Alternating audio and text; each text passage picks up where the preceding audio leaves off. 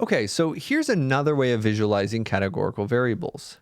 In the first video, we just looked at one categorical variable. It's easy to graph or make a table for one categorical variable. But now we're going to display two categorical variables at the same time. Okay.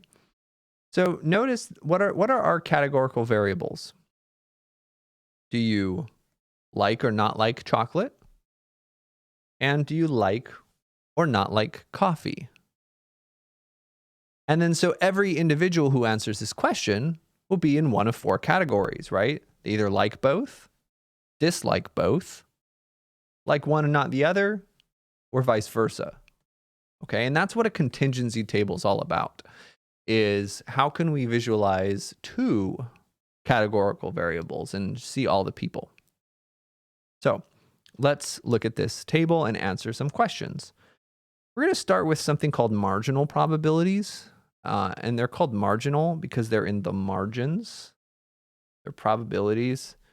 And really, we're not really talking about probabilities yet, but it's really similar. We're going to talk about proportions. In the margins, they're at the ends, they're the totals.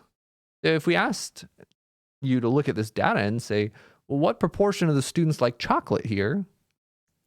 You'd find out how many people like chocolate. And be careful, because under likes chocolate, there's three different numbers. Which one do we want? Remember, proportion is part over whole, right? It's the number who like chocolate all over the total. Well, there's a lot of different totals too, so watch out, right? All of these numbers are under total. Well, the idea is that 18 people like chocolate. There's 11 who like chocolate and like coffee. There's 7 who like chocolate and don't like coffee. But the main thing is that there's 18 people who like chocolate. Okay. 18 people like chocolate. How many students are in this class? Well, there's 5 that don't like chocolate. There's 23 total students in this class. 18 over 23, that's fully reduced. And again, we usually answer proportions as fractions, but I'd accept a decimal answer as well here. Just make sure it's reduced if it's a fraction. Similarly, what proportion of students do not like coffee? Okay, first let's find out.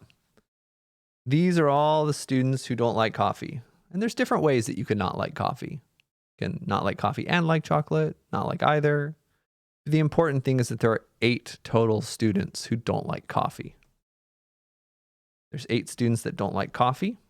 There are still 23 students in the class. That is fully simplified, fully reduced. And that's how you can do marginal probabilities. Again, they're called that because we use the numbers in the margins. There are more typos in here than I thought. All right, I'm going to make a note to myself. I want to fix these typos. All right. We'll see if I remember to read my notes. Let's do some more questions here. This next one, so we did marginal probabilities. Let's look at something called joint probabilities. Okay, so what proportion of the class likes coffee and chocolate? Again, these are the students who like chocolate. These are the students who like coffee. Well, how many students like both? It's the overlap. There's 11 students that like both. So it says what proportion like both? Well, 11 students like both. There's still 23 students in the whole class. It's going to be 11 out of 23. And similarly, does not like coffee and does not like chocolate. Does not like chocolate, not like coffee. There's only 1 who doesn't like either. 1 student out of 23 is that proportion.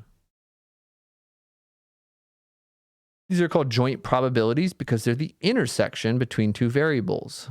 They use the word and, right? This word and right here is very important. And when we say intersection, think about these 2 ovals like streets. Where do they intersect?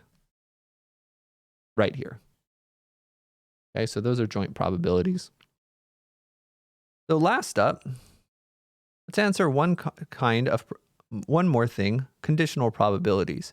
And again, we haven't even started talking about probabilities. We're just talking about proportions right now. So all this stuff that we're talking about is really just learning ahead of time. So you're already doing probability, even though we're just looking at proportions. So this next one is conditional probabilities. This is usually the more confusing one.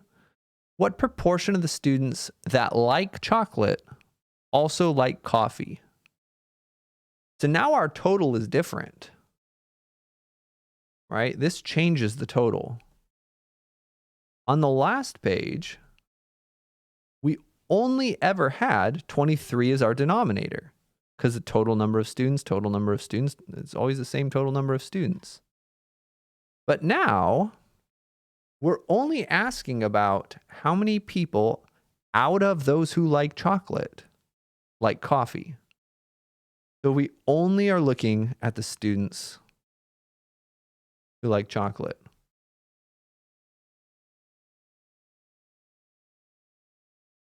And then out of those students, how many like coffee? There's a couple ways that we can phrase this. But again, we're looking at what proportion of the students that like chocolate. So now, this is the only thing that exists anymore. Everything else is gone, okay? Everything else from this table has disappeared. We're only looking at the students who like chocolate. What proportion of those like coffee? 11 out of 18. What proportion of those don't like coffee? 7 out of 18. So whenever you're looking at conditional probability, it changes the total, okay? So like coffee, that's going to be 11 out of 18. Right, because there's 18 students who like chocolate,